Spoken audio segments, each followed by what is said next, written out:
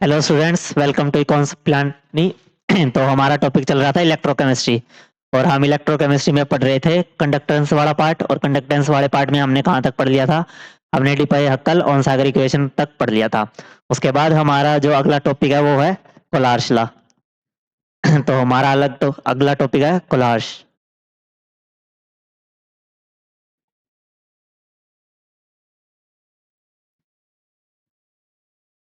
ये क्या बोलता है? इसके according according to this law,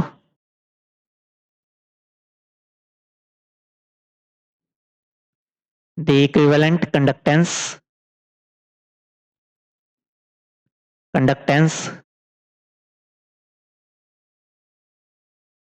of an electrolyte at infinite dilution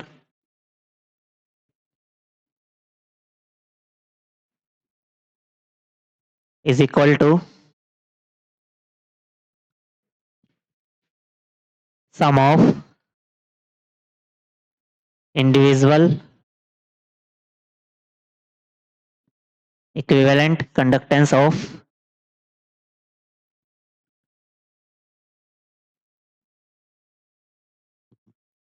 equivalent conductance of cation and anion।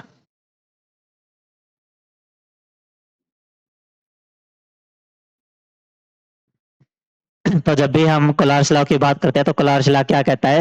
जो इक्विवेलेंट कंडक्टेंस होती है इनफाइनाइट डाइल्यूशन पे किसी भी इलेक्ट्रोलाइट की, वो किसके इक्वल होगी? उस इलेक्ट्रोलाइट के जो कैटायन और एनायन होंगे उनकी इक्विवेलेंट कंडक्टेंस के सम के इक्वल होगी। मान लो कोई हमारे पास इलेक्ट्रोलाइट है ए एक्स बी वाई टाइप का, तो ये इलेक्ट्रोलाइट कुछ ऐसे डिसोसिएट करेगा। कैसे डिसोसिएट करेगा? X A Y plus plus Y B X minus. तो ये कुछ इस तरीके से डिसोसिएट करेगा। इसमें कैटायन वाला पार्ट कौन सा हो गया? ए, और एनायन वाला पार्ट कौन सा हो गया? ए प्लस और बी माइनस। और वाई प्लस और एक्स माइनस क्या दिखा रहा है कि उस ए पे कितना कैटायन चार्ज है और बी पे कितना एनायन चार्ज क्या है? वो क्या है? एक्स।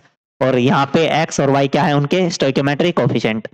जैसे कि अगर बात की जाए M A L C L three की, तो A L C L three कैसे डिसोसिएट करेगा? A L three plus plus three C L minus. तो यहाँ पे कैटायन का चार्ज कितना हो गया? थ्री प्लस, और वहां पे एनायन का चार्ज कितना हो गया? माइनस। तो जब भी हम इक्विवेलेंट कंडक्टेंस कैलकुलेट करेंगे, अगर हमें A L C L three की इक्विवेलेंट कंडक्टेंस कैलकुलेट करनी है तो उसकी इक्विवेलेंट कंडक्टेंस क्या आ जाएगी? तो lambda E equivalent conductance at infinite dilution will be equal to किसके इक्वल हो जाएगी? Infinite of A L three plus plus lambda equivalent infinite of C L minus. जब भी हम इक्विवेलेंट कंडक्टेंस निकाल रहे होते हैं कोलार्श लॉ के अकॉर्डिंग, तो वहां भी जो स्टोइकोमेट्रिक कोफिशिएंट दिया होता है हम उसको इंक्लूड नहीं करेंगे। बट जब हम मोलर कंडक्टेंस निकालेंगे तो वहां पे स्टोइकोमेट्रिक कोफिशिएंट इंक्लूड करना होता है। अगर मान लो आपको क्वेश्चन में दिया जाता है कि कैलकुलेट अगर आपसे बोला जाए कैलकुलेट मोलर कंडक्टेंस, अगर आपसे मोलर कंडक्टेंस का क्वेश्चन पूछा जाता है, अगर मान लो जैसे कि आपके पास इलेक्ट्रोलाइट NaCl है, तो NaCl कैसे डिसोसिएट करेगा? Na प्लस गिव्स प्लस में Cl माइनस। तो इस तरह से ये क्या करेगा? डिसोसिएट करेगा। तो इसकी इक्विवेलेंट कंडक्टेंस क्या लिखी जाएगी? Lambda E Q will be equal to इस पे इनफाइनाइट पे E of Na plus plus lambda E of Cl minus. और इसकी मोलर कंडक्टेंस भी क्या होगी? इसकी मोलर कंडक्टेंस भी यही हो जाएगी, lambda M at infinite will be equal to lambda M of infinite infinite और यहाँ भी infinite Na plus plus lambda M at infinite of Cl minus. ये तो कब था? जब इलेक्ट्रोलाइट कैसा है जिसमें कैटायन और एनायन का रेशियो क्या हो? 1:1। अगर कोई ऐसा इलेक्ट्रोलाइट हो जिसमें कैटायन और एनायन का रेशियो 1:1 ना हो, तो उस केस में कैसे करेंगे? जैसे MgCl2 या फिर AlCl3। तो ये कैसे डिसोसिएट करेगा? ये बनेगा Mg2 प्लस प्लस में 2Cl माइनस। तो जब इसकी इक्विवेलेंट कंडक्टेंस निकालेंगे तो लैम्डा ई एट इनफाइनाइट वो किसके इक्वल बन जाएगा? Lambda E of Mg2 plus plus में lambda E of Cl minus. तो इस केस में क्या है? हमने जो इक्विवेलेंट कंडक्टेंस निकाली है उसमें क्या है? Equivalent conductance of Mg2 plus plus equivalent conductance of Cl minus. तो इस तरीके से हम क्या कैलकुलेट कर लेंगे? Equivalent conductance at infinite dilution of MgCl2। But जब हम मोलर कंडक्टेंस निकालेंगे इसकी, तो मोलर कंडक्टेंस में क्या फर्क आ जाएगा। अगर हमें इसकी मोलर कंडक्टेंस निकालनी है तो कैसे लिखी जाएगी, इसकी मोलर कंडक्टेंस लिखी जाएगी lambda M at infinite of MgCl2 किसके इक्वल हो जाएगी, lambda M at infinite of Mg2 plus, plus में ट्वाइस होगा, और lambda M infinite of Cl minus. तो जो Mg2 प्लस की क्या होगी, molar conductance at infinite dilution plus 2 times of molar conductance of Cl minus anion. तो इन दोनों को जब हम जोड़ देंगे तो हमारे पास क्या आ जाएगी, molar conductance at infinite dilution of electrolyte, जो कि क्या है MgCl2। तो इस तरीके जब भी हम इक्विवेलेंट कंडक्टेंस निकालेंगे तो वहां पर स्टोइकियोमेट्रिक कोफिशिएंट इंक्लूड नहीं होगा, और जब मोलर कंडक्टेंस निकालेंगे तो वहां पे स्टोइकियोमेट्रिक कोफिशिएंट इंक्लूड होगा। तो नोट में लिख लेते हैं कि व्हेन ड्यूरिंग कैलकुलेशन ऑफ, इसकी calculation equivalent conductance at infinite dilution, eight infinite dilution, तो हम क्या नहीं करते, वी नॉट इंक्लूड, क्या इंक्लूड नहीं करना, स्टोइकियोमेट्रिक कोफिशिएंट, स्टोइकियोमेट्रिक कोफिशिएंट, तो वो हम इंक्लूड नहीं करेंगे। तो इस तरीके से हम क्या कैलकुलेट कर सकते हैं, किसी भी आपका क्वेश्चन कैसे आएगा, आपको 2-3 इलेक्ट्रोलाइट दिए होंगे और उन 2-3 इलेक्ट्रोलाइट की क्या दे रखी होगी, मोलर कंडक्टेंस दे रखी होगी, आपको किसी फोर्थ की निकालनी होगी। तो इस तरीके से हमें क्या निकालनी होती है, molar conductance at infinite dilution. जैसे कि एग्जांपल की बात की जाए, मान लो आपको मोलर कंडक्टेंस किसकी दे रखी है, eight infinite dilution of electrolyte CH3COOH, मान लेते हैं वो दे रखी है कितनी, वो x दे रखी है। फिर आपको लैम्डा एम इनफाइनाइट इसकी दे रखी है, HCl की वो दे रखी है y, और आपको लैम्डा एम एट इन्फिनिटी वो दे किसकी दे रखी है, NaOH वो दे रखी है Z। और आपसे पूछ लिया जाए कि लैम्डा एम इनफाइनाइट किसकी निकाल दो, NaCl की, तो कैसे निकालोगे। अगर NaCl की पूछ लेता है, अगर बात की जाए CH3COH वो कैसे डिसोसिएट करेगा, वो देगा CH3COO minus plus H plus, इसकी लैम्डा में इन्फिनिटी कितनी है, X। HCl डिसोसिएट करेगा तो H plus plus Cl minus, इसकी कितनी है, Y। और अगर NaOH डिसोसिएट करेगा तो Na प्लस Na यहाँ आएगा, हमें चाहिए CH3COO, यहाँ ले सकते हैं Na प्लस और प्लस में OH माइनस। तो हमें H प्लस क्या चाहिए, नहीं चाहिए, तो H प्लस वाली चीजों को हम काट देंगे। फिर हमें क्या नहीं चाहिए, अगर आपसे यहाँ चेंज करेंगे थोड़ा सा, यहाँ क्या ले लेते हैं, यहाँ ले लेते हैं CH3, यहाँ लेते हैं H प्लस, तो हमें चाहिए नहीं, तो ये तो कैंसल आउट हो जाएगा जब हम इस इक्वेशन को पलट देंगे। हमें क्या चाहिए, यहाँ ले लेते हैं NaCl, यहाँ कर लो NaCl, इसकी दे रखी है Z, और ये बनेगा Cl माइनस। ठीक है, और हमसे अगर पूछ ले किसकी, अगर हमसे पूछ ली जाए Na, यहाँ कर लेते हैं किसकी, हम यहाँ कर लेते हैं CH3CONa, यहाँ इलेक्ट्रोलाइट ले लेते हैं CH3COONa। अगर इस तरीके से हमें निकालनी है तो वो क्या बन जाएगी, CH3COH क्या हो गई, CH3CO minus plus H plus, उसकी X है। उसी तरीके से HCl की क्या हो जाएगी, H प्लस प्लस में Cl माइनस, वो Y है। और जब हम NaCl की बात करेंगे तो Na प्लस Cl माइनस, उसकी कितनी है, Z। और हमें निकालनी किसकी है, इसकी। तो हमें क्या क्या चाहिए, हमें आयंस चाहिए CH3CO माइनस का और Na प्लस का, हमें क्या चाहिए, इनके आयंस चाहिए। तो जब CH3CO माइनस डिसोसिएट करेगा तो कैसे डिसोसिएट करेगा, CH3COO minus dissociate Na plus dissociate कर जाएगा CH3CO minus plus Na plus में। तो हमें क्या चाहिए, इसका ही चाहिए। तो NaCl तो इसी तरफ रहेगा, Na plus plus Cl minus, क्योंकि कैटायन इसी तरफ है, राइट हैंड साइड की तरफ, तो हमारा ये भी ऐसे ही रहेगा। तो इसकी कितनी दे रखी है, Z। उसके बाद CH3CO माइनस, तो CH3COOH dissociate into CH3CO minus plus H plus, इसकी दे रखी है X। और HCl ये हमें काटना है तो इसको पलट देते हैं, तो Cl minus plus H plus क्या दे देगा, HCl। और इसकी अगर इस वाली इक्वेशन की y थी, तो इसकी कितनी हो जाएगी रिवर्स करने के बाद, इसकी हो जाएगी -y। तो अगर हम फर्स्ट इक्वेशन की बात करें, first equation, second equation and then third equation, तो जब मैं फर्स्ट और थ्री को ऐड कर दूंगा तो क्या मिलेगा, Cl माइनस से हमारा Cl माइनस कैंसिल आउट हो जाएगा।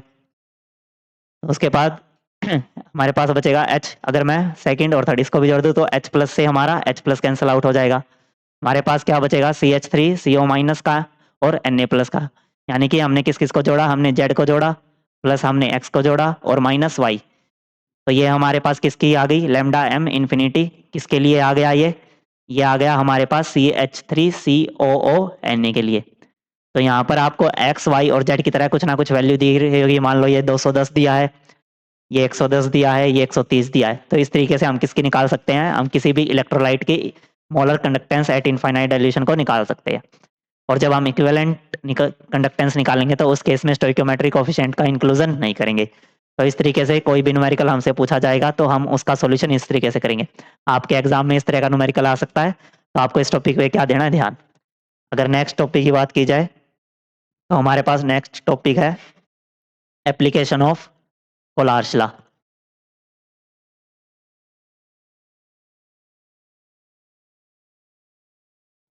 Application of Kohlrausch law.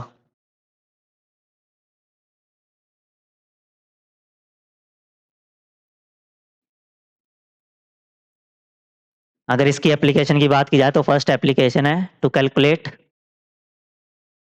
Degree of dissociation,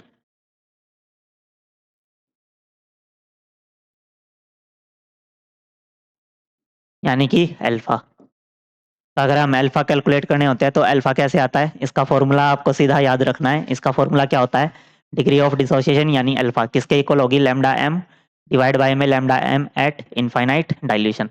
तो इस तरीके से हम किसकी कैलकुलेशन करेंगे, डिग्री ऑफ डिसोसिएशन यानी अल्फा की। और हमें पता है कि जो हमारा अल्फा होता है, यानी कि और दूसरी एप्लीकेशन की बात की जाए तो दूसरा कहाँ यूज हो सकता है, टू कैलकुलेट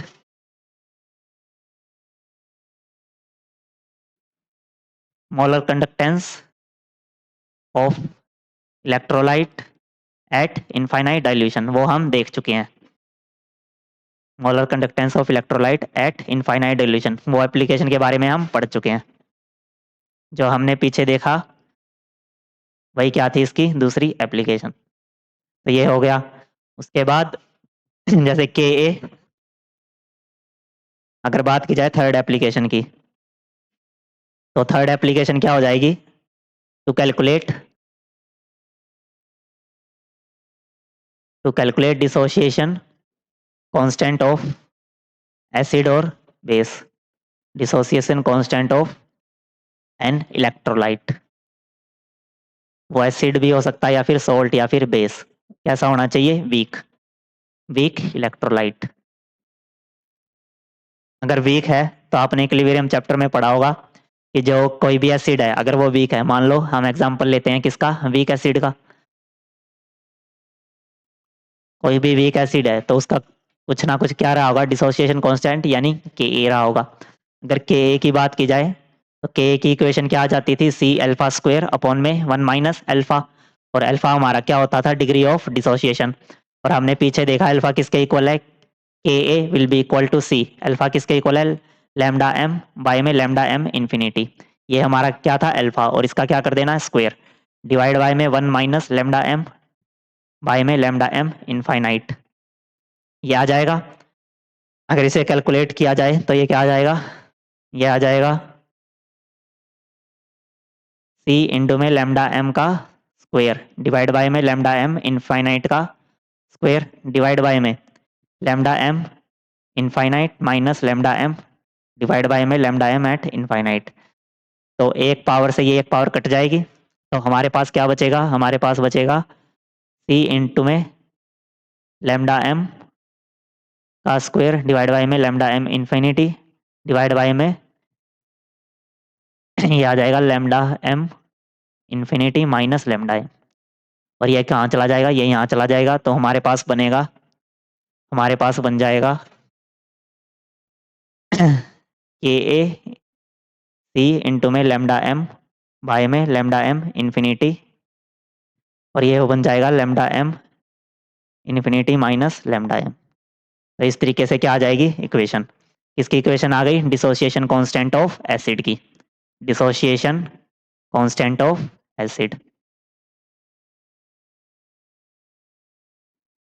तो ये कुछ एप्लीकेशंस थी क्या कैलकुलेट करने की। एक तो हमने क्या कैलकुलेट कर लिया, अल्फा यानी degree of dissociation with the help of Kohlrausch law. दूसरा हमने क्या कैलकुलेट कर लिया, हमने कैलकुलेट कर लिया dissociation constant of N acid. अब क्वेश्चन कैसे आएगा, आपको कोई भी इलेक्ट्रोलाइट दिया जाएगा, उसकी क्या दे रखी होगी, कैटायन और एनायन की मोलर कंडक्टेंस। तो कैटायन अगर कैटायन और एनायन की मोलर कंडक्टेंस दे रखी है किस पे, इनफाइनाइट डाइल्यूशन पे, तो वहां से हम क्या निकाल लेंगे, total molar conductance at infinite dilution of electrolyte. तो वहां से आ गया लैम्डा एम इन्फिनिटी, और लैम्डा एम हम कैसे निकालते थे, के बाई सी से। तो इस तरीके से हम कोई भी न्यूमेरिकल आएगा उसको सोल्व कर लेंगे और हमारे पास क्या आ जाएगा, डिग्री ऑफ डिसोसिएशन। ठीक है, तो मेनली ये चीज थी कोलार्स लॉ में जो आपके एग्जाम में पूछी जाती है। उसके बाद हमारा अगला टॉपिक शुरू होता है इलेक्ट्रोलिटिक सेल।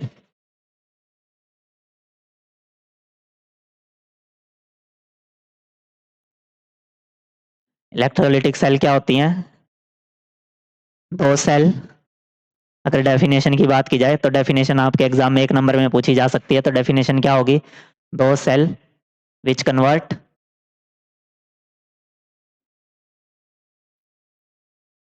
इलेक्ट्रिकल एनर्जी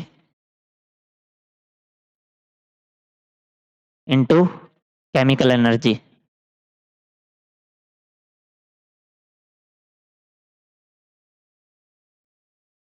ऐसी सेल जो इलेक्ट्रिकल एनर्जी का कन्वर्जन किस में करती है, केमिकल एनर्जी में, उन्हें क्या बोलते हैं, इलेक्ट्रोलिटिक सेल बोला जाता है। तो अगर इलेक्ट्रोलिटिक सेल की बात की जाए तो इसमें क्या है कि इलेक्ट्रिकल एनर्जी किस में कन्वर्ट हो रही है, केमिकल एनर्जी में। तो हमें किसी भी चीज को क्या देनी पड़ रही है, एनर्जी देनी पड़ी है। कौन सी एनर्जी देनी पड़ रही है, इलेक्ट्रिकल एनर्जी। जैसे कि आप फोन चार्ज करते हो, तो फोन जब चार्ज होता है तो उसे कौन सी एनर्जी दी जाती है, इलेक्ट्रिकल एनर्जी। तो जब फोन चार्जिंग पे लगा होता है तो वो कैसी तरह किस सेल की तरह काम कर रहा है, इलेक्ट्रोलिटिक सेल की तरह काम कर रहा है। और जब भी हम किसी चीज को एनर्जी देते हैं तो वो कैसी प्रोसेस है, एक नॉन स्पॉन्टेनियस प्रोसेस है। क्योंकि जो प्रोसेस स्पॉन्टेनियस होती है वो तो अपने आप हो जाती है, उसमें किसी तरह की एक्सटर्नल फोर्स की जरूरत नहीं पड़ती। बट जहाँ भी जिस प्रोसेस में एक्सटर्नल फोर्स की जरूरत पड़ती है उन्हें क्या बोलते हैं, नॉन स्पॉन्टेनियस प्रोसेस। तो इस तरह की प्रोसेस को क्या बोला जाता है, नॉन स्पॉन्टेनियस इन नेचर। तो ये कैसी है, नॉन स्पॉन्टेनियस प्रोसेस।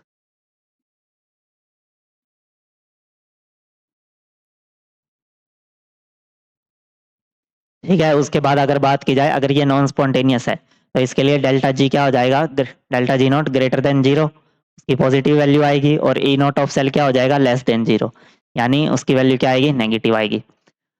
ठीक है, और इस तरह की सेल की जब भी हम बात करेंगे तो हमने इलेक्ट्रोकेमिकल सेल पढ़ा था, तो इलेक्ट्रोकेमिकल सेल में हमने ये पढ़ा था कि जो हमारी एनोड होती है वो कैसी होती है, नेगेटिवली चार्ज, और कैथोड कैसी होती है, पॉजिटिवली चार्ज। बट यहाँ क्या होगा, हमारी जो एनोड होगी वो क्या होगी, जो हमारी एनोड होगी, एनोड क्या होगी, पॉजिटिव चार्ज्ड। बट वो वाली बात हमेशा ट्रू रहेगी कि एनोड पे क्या होगा, हमेशा ऑक्सीडेशन, ऑलवेज ऑक्सीडेशन। बट जब हम कैथोड की बात करेंगे, कैथोड ये क्या हो जाएगी, नेगेटिव चार्ज, और इस पे हमेशा क्या होता है, रिडक्शन। तो ये वाली बात हमेशा क्या रहती है, ट्रू रहती है। या तो वो इलेक्ट्रोलिटिक सेल हो या फिर इलेक्ट्रोकेमिकल सेल हो। तो हमने किसकी बात कर ली, इलेक्ट्रोलिटिक सेल की। अगर इसकी कंस्ट्रक्शन की और वर्किंग की बात की जाए तो ये किस तरह काम करती है, अगर थोड़ा सा आइडिया दिया जाए इलेक्ट्रोलिटिक सेल का, तो इलेक्ट्रोलिटिक सेल किस तरह काम करेगी। मान लो ये है सॉल्यूशन, ठीक है। अब ये किसका सॉल्यूशन है, मान लेते हैं कि ये क्या है, मोल्टन NaCl।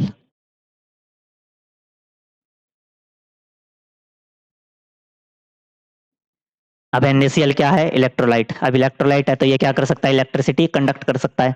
जो हमारे इलेक्ट्रोलाइट होते हैं वो क्या कर सकते हैं, इलेक्ट्रिसिटी कंडक्ट कर सकते हैं। और जब भी हम इलेक्ट्रोलिटिक सेल की बात करेंगे, इलेक्ट्रोकेमिकल सेल में तो क्या था, हम दो अलग अलग कंपार्टमेंट लेके चल रहे थे, एक एनोड और एक दूसरा कैथोड। इसमें क्या है कि एक ही कंपार्टमेंट होगा बट रोड कितनी होंगी, दो। तो इसमें क्या है, दो प्लेटिनम रोड। अच्छा, रोड कैसी लेनी होती है, electrode should be inert in nature. तो विद इनर्ट प्लेटिनम इलेक्ट्रोड। ठीक है, तो ये किस चीज की बनी हुई है, प्लेटिनम की। और मोल्टन क्या पड़ा हुआ है इसके अंदर, मोल्टन NaCl।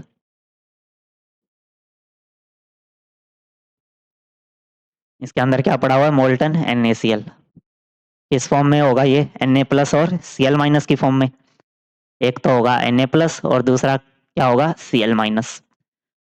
और जैसा कि हम देखेंगे कि इसमें किससे कनेक्ट कर दिया जाता है, बैटरी से। तो एनोड है किस, पॉजिटिव, और कैथोड किससे होगी, नेगेटिव से। तो ये पॉजिटिव और ये नेगेटिव। ठीक है। तो अगर बात की जाए अब ये वर्क कैसे करेगी, अगर वर्किंग की बात की जाए तो जो हमारा Na प्लस यानी कैटायन है, तो कैटायन है तो किसकी तरफ भागेगा, नेगेटिव चार्ज की तरफ। और नेगेटिव किसके ऊपर है, कैथोड के ऊपर, तो ये किसकी तरफ जाएगा, कैथोड की तरफ। और जो Cl माइनस है उसके ऊपर कौन सा चार्ज है, नेगेटिव, तो ये किसकी तरफ जाएगा, पॉजिटिव चार्ज की तरफ, यानी कि एनोड की तरफ, क्योंकि एनोड पे कैसा चार्ज है, पॉजिटिव। तो अगर बात की जाए कि याद कैसे रखना है, अब ऐसे याद रख सकते हो, अगर एनोड है तो एनोड पे हमेशा क्या होता है, ऑक्सीडेशन, और नेगेटिवली चार्ज है, सॉरी पॉजिटिवली चार्ज है, तो इसका याद रखो पाव से। पी का मतलब होता है पॉजिटिव, ए का मतलब होता है एनोड, और ओ का मतलब होगा क्या, ऑक्सीडेशन। और जब हम इस वाली रोड की बात करेंगे तो ये हमारी कैथोड है, और कैथोड पे कैसा चार्ज है, नेगेटिव। तो इसको आप याद रख सकते हो NCR से। एन से क्या होगा, नेगेटिव, सी से होगा कैथोड, और आर से क्या होगा, रिडक्शन। तो इस तरीके से आप क्या कर सकते हो याद। अब हमने क्या लिया है, मोल्टन NaCl। मोल्टन NaCl है तो इसमें किसके कैटायन होंगे, Na प्लस के, और एनायन किसके होंगे, Cl माइनस के। Na के ऊपर पॉजिटिव चार्ज, तो अपोजिट चार्ज क्या करते हैं, अट्रैक्ट ईच अदर, तो पॉजिटिव किसकी तरफ जाएगा, नेगेटिव की तरफ। Cl minus negative charge, negative किसकी तरफ जाएगा, पॉजिटिव की तरफ, यानी कि एनोड की तरफ। और हमें पता है अगर इसकी वर्क सेल रिएक्शन लिखी जाए, सेल रिएक्शन, तो वो क्या हो जाएंगी। अगर सेल रिएक्शन की बात की जाए, सबसे पहले एनोड, एनोड पे हमारा क्या होता है, ऑक्सीडेशन। एनोड पे हमारा क्या होता है, ऑक्सीडेशन। अब ऑक्सीडेशन किसका होगा, जो एनोड की तरफ जाएगा, यानी कि सोडियम। सोडियम का क्या हो जाएगा, ऑक्सीडेशन। तो ये Na प्लस जो है हमारा क्या बना देगा, सोडियम, और एक इलेक्ट्रॉन क्या कर देगा, रिलीज कर देगा। ये Na गिव्स इलेक्ट्रॉन, ये बन गया। उसके बाद कैथोड पे क्या होगा, रिडक्शन। रिडक्शन किसका हो रहा है, Cl का। तो कैसे रिड्यूस होगा, कैथोड की तरफ कौन जा रहा है, सॉरी सॉरी सॉरी, अगर एनोड की तरफ Cl माइनस जा रहा है तो Cl माइनस का क्या होगा, ऑक्सीडेशन। तो Cl माइनस का क्या हो जाएगा, ऑक्सीडेशन। Cl माइनस, एनोड है ये हमारा, ये क्या है हमारी एनोड, और ये हमारी क्या है, कैथोड। तो एनोड पे कौन सा आयंस जा रहा है हमारा, Cl माइनस जा रहा है, किसकी तरफ, एनोड की तरफ। अगर एनोड की तरफ हमारा Cl माइनस जा रहा है तो Cl माइनस का क्या होगा, ऑक्सीडेशन। तो Cl माइनस का ऑक्सीडेशन होके क्या बना देगा, Cl2, और तो इलेक्ट्रॉन क्या कर देगा, रिलीज। रिएक्शन बैलेंस करेंगे तो इसको भी 2 से मल्टीप्लाई। कैथोड पे क्या होगा, कैथोड पे होगा रिडक्शन, और रिडक्शन किसका होगा, कैथोड की तरफ कौन जा रहा है, सोडियम। सोडियम कैथोड की तरफ जा रहा है तो इसका क्या हो जाएगा, रिडक्शन। यानी कि जो हमारा Na प्लस है वो एक इलेक्ट्रॉन एक्सेप्ट करेगा और क्या बना देगा, सोडियम। ठीक है। अगर ये इसकी ओवरऑल रिएक्शन लिखी जाए तो हमें इसको इससे क्या से मल्टीप्लाई करना पड़ेगा, 2 से, और इसको हम क्या कर देंगे, अब ऐड कर देंगे, यानी 2 इलेक्ट्रॉन से हमारे 2 इलेक्ट्रॉन कैंसिल आउट। हमें क्या मिल जाएगा, 2Na plus plus 2Cl minus gives 2Na plus Cl2। मतलब हमें प्रोडक्ट में क्या मिला, एक तो क्लोरीन गैस और दूसरा हमारा सोडियम। तो इस तरीके से आपके एग्जाम में क्वेश्चन पूछा जा सकता है कि एक इलेक्ट्रोलिटिक सेल है, उसकी कैथोड पे हमने जो सॉल्यूशन लिया है वो किसका लिया, मोल्टन NaCl का, तो हमें कैथोड पे क्या प्रोडक्ट मिल रहा है और एनोड पे क्या प्रोडक्ट मिल रहा है। तो इस तरीके से आपके एग्जाम में क्वेश्चन आ सकता है। तो ये हमने किसकी बात कर ली, इलेक्ट्रोलिटिक सेल की। अब हम बात करते हैं आगे। तो हमारा अगला टॉपिक क्या है, हमारा अगला टॉपिक है फैराडे लॉ। और फैराडे के हमें 2 लॉ पढ़ने हैं, तो हम सबसे पहले पढ़ते हैं फैराडे फर्स्ट लॉ। तो हमारा पहला टॉपिक है फैराडे फर्स्ट लॉ।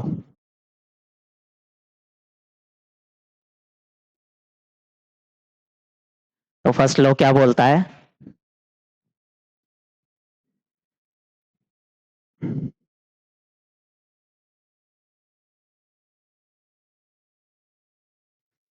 तो हमारा फैराडे फर्स्ट लॉ ये बोलता है कि जितनी ज़्यादा इलेक्ट्रिसिटी हम इस सेल को प्रोवाइड करेंगे तो उतना ज़्यादा मास किसी भी पर्टिकुलर इलेक्ट्रोड के ऊपर क्या होगा, किसी भी कोई भी मेटल होगा, जैसे यहाँ क्या है, सोडियम है, तो सोडियम का जितना मास यहाँ डिपोजिट होगा वो किसके डायरेक्टली प्रोपोर्शनल होगा, जितनी हम इलेक्ट्रिसिटी पास करवाएंगे। उसी तरीके से हमें कितनी क्लोरीन गैस मिलेगी, वो भी किसके डायरेक्टली प्रोपोर्शनल होगी, जितनी हम इलेक्ट्रिसिटी पास करवाएंगे। तो अगर डेफिनेशन की बात की जाए तो डेफिनेशन क्या हो जाएगी, द मास डिपॉजिट, जो मास डिपॉजिट हो रहा है किसके ऊपर डिपॉजिट होगा, इलेक्ट्रोड के ऊपर, क्योंकि हमने देखा एनोड की तरफ कौन जा रहा था, हमारा एनोड की तरफ जा रहा था Cl माइनस, और कैथोड की तरफ जा रहा था हमारा Na प्लस। तो mass deposit over over particular electrode,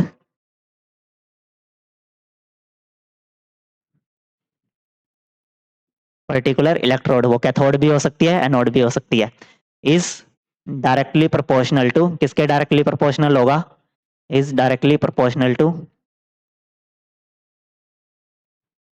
amount of electricity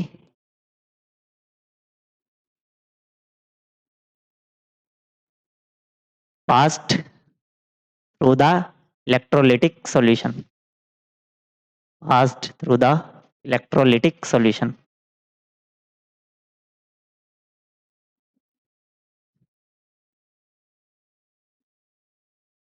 तो ये हमारा क्या हो गया, फैराडे फर्स्ट लॉ, यानी कि जो ये NaCl है, यहाँ से हम जितनी अमाउंट ऑफ इलेक्ट्रिसिटी पास करवाएंगे वो जो हमारा मास यहाँ डिपॉजिट होगा किसी भी पर्टिकुलर इलेक्ट्रोड पे, वो डायरेक्टली प्रोपोर्शनल होगा किसके, जितनी अमाउंट ऑफ इलेक्ट्रिसिटी हम इस सॉल्यूशन के अंदर से क्या कर रहे हैं, पास आउट करवा रहे हैं।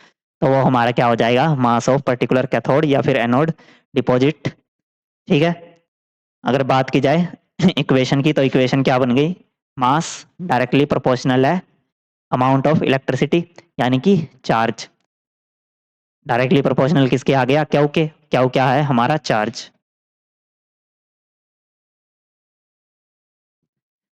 ठीक है, अगर इस फॉर्मूले को खोला जाए तो m is equal to Z into Q, Z क्या है, एक कांस्टेंट है, और जेड हमारा क्या होता है, इलेक्ट्रोकेमिकल इक्विवेलेंस।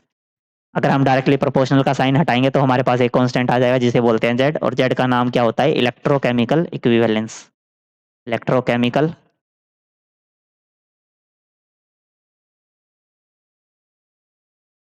इक्विवेलेंस।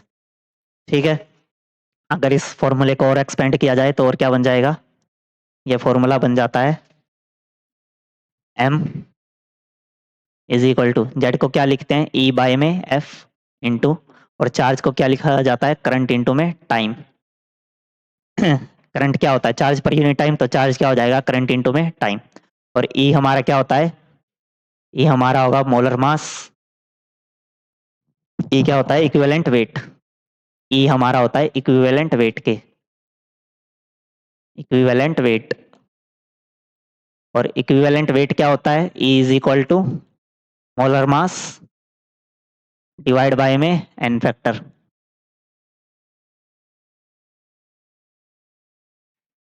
ठीक है, तो ये हो जाएगा मोलर मास बाय में एन फैक्टर इंटू में फैराडे, एफ क्या आया, फैराडे कांस्टेंट इंटू में आई इज इंटू में टी। एफ क्या है, फैराडे कांस्टेंट, फैराडे कांस्टेंट, उसके बाद आई क्या है, करंट, और टी क्या है, टाइम। ठीक, और एम क्या है, मास ऑफ मेटल या फिर कोई गैस हो सकती है, deposit over,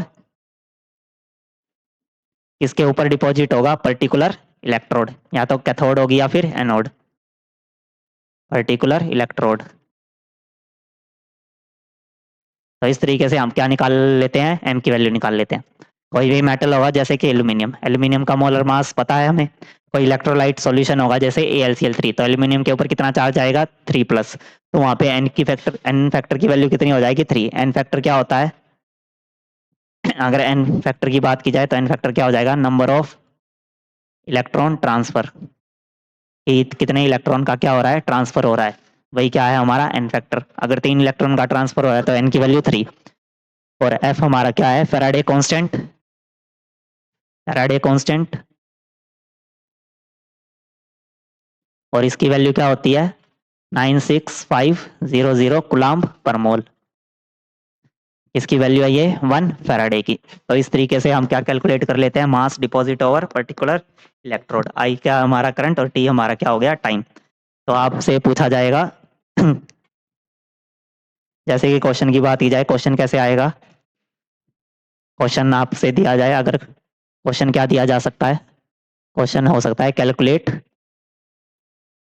mass of aluminium deposit over particular electrode from a solution of electrolyte. और आपका इलेक्ट्रोलाइट कैसा है, AlCl3। और यहाँ एल्यूमिनियम का मोलर मास कितना होगा, 27 ग्राम पर मोल। ठीक है। When a current of 5 ampere pass through the solution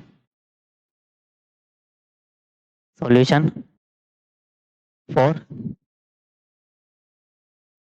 1 our.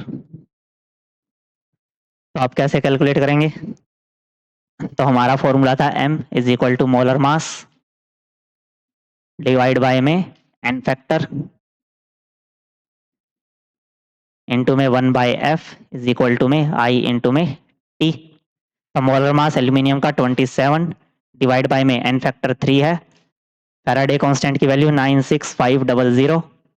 Current कितना है 5 एम्पियर और टाइम कितना है 1 आवर। इसको किस में कन्वर्ट करना पड़ेगा, सेकंड में। सेकंड में कन्वर्ट करेंगे तो कितना आ जाएगा, 3600 सेकंड। तो यहाँ से 20 से 20 क्या हो जाएंगे, कैंसिल।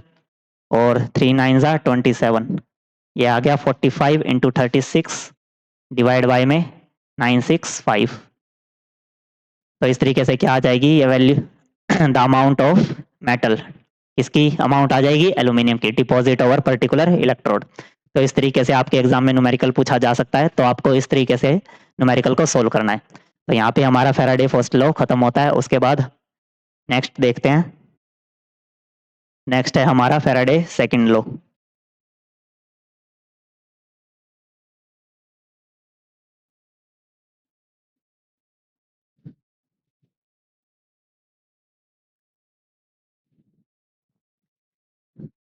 व्हेन, तो फैराडे सेकंड लॉ क्या कहता है, when same amount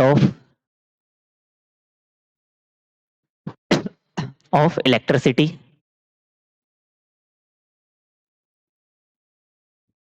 is supplied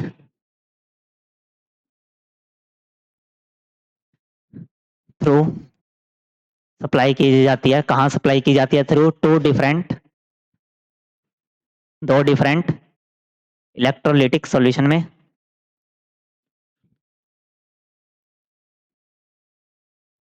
to different electrolytic solution.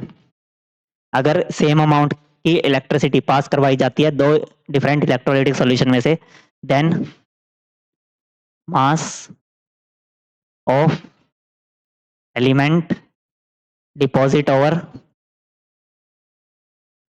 Particular electrode, जो मास डिपॉजिट होगा कहाँ पर, इलेक्ट्रोड पे, ऑफ एलिमेंट्स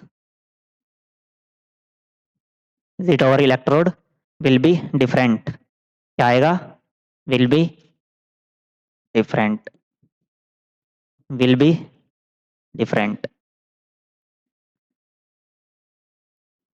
तो अगर बात की जाए ये कहना क्या चाह रहा है, तो हमारे पास दो सॉल्यूशन है, ठीक है, और एक और सॉल्यूशन है। मान लो ये सॉल्यूशन ए है, इसमें ए टाइप का इलेक्ट्रोलाइट पड़ा है और इसमें बी टाइप का इलेक्ट्रोलाइट पड़ा है। दोनों अलग अलग सॉल्यूशन है, और दोनों सॉल्यूशन से हम क्या कर रहे हैं, सेम अमाउंट की इलेक्ट्रिसिटी पास करवा रहे हैं। और टाइम भी क्या रख रहे हैं, सेम। तो मान लो कि हमने 5 एम्पियर की क्या की, इलेक्ट्रिसिटी पास करवाई दोनों सॉल्यूशन से। तो अब जो अमाउंट होगा एलिमेंट का डिपॉजिट होगा इलेक्ट्रोड के ऊपर, वो दोनों सॉल्यूशन के लिए क्या आएगा, डिफरेंट आएगा। क्यों दोनों सॉल्यूशन के लिए डिफरेंट आएगा, क्योंकि मान लो एक में किसका सॉल्यूशन पड़ा हुआ है, NaCl का, दूसरे में पड़ा हुआ है MgCl2 का। अब एनायन तो सेम है और कैटायन क्या है, सोडियम और मैग्नीशियम। तो उस केस में क्या हो जाएगा कि जो अमाउंट आएगी सोडियम की वो किसके प्रोपोर्शनल होगी, उसके मोलर मास के। और जो मैग्नीशियम की अमाउंट होगी वो किसके प्रोपोर्शनल होगी, उसके मोलर मास के। क्योंकि हमने फैराडे फर्स्ट लॉ में देखा कि जो मास यानी कि अमाउंट ऑफ इलेक्ट्रोड थी या फिर अमाउंट ऑफ मेटल जो डिपॉजिट हो रही थी किसके ऊपर, इलेक्ट्रोड के ऊपर, वो डायरेक्टली प्रोपोर्शनल किसकी आ रही थी, मोलर मास के। तो यहाँ पे जो अमाउंट आएगी किसी भी मेटल की डिपॉजिट और इलेक्ट्रोड, वो प्रोपोर्शनल किसके हो जाएगी, उसके मोलर मास के। यानी कि हम ये बोल सकते हैं कि Ma यानी कि weight of A directly proportional to molar mass of A के। और उसी तरीके से weight of B is directly proportional to molar mass of B के। तो उस केस में amount of A divide by में अमाउंट ऑफ बी इसके इक्वल आ जाएगा mass of deposit over molar mass of A divide by में molar mass of B के। Ma और Mb क्या है, Ma है हमारा molar mass of A, Ma क्या है हमारा मोलर मास ऑफ ए, और Mb क्या है हमारा मोलर मास ऑफ बी। और Wa क्या है, अमाउंट डिपॉजिट ऑफ इसकी ए की, और Wb क्या है, अमाउंट डिपॉजिट ऑफ बी।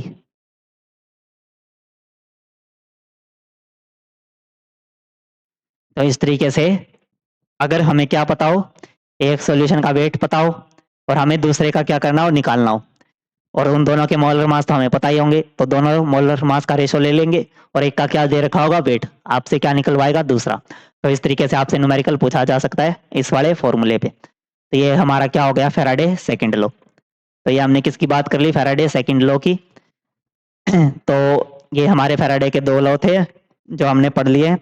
इसके बाद के टॉपिक हम आने वाली क्लास में देखेंगे। आज के लिए हम इतना ही रखते हैं। Thank you.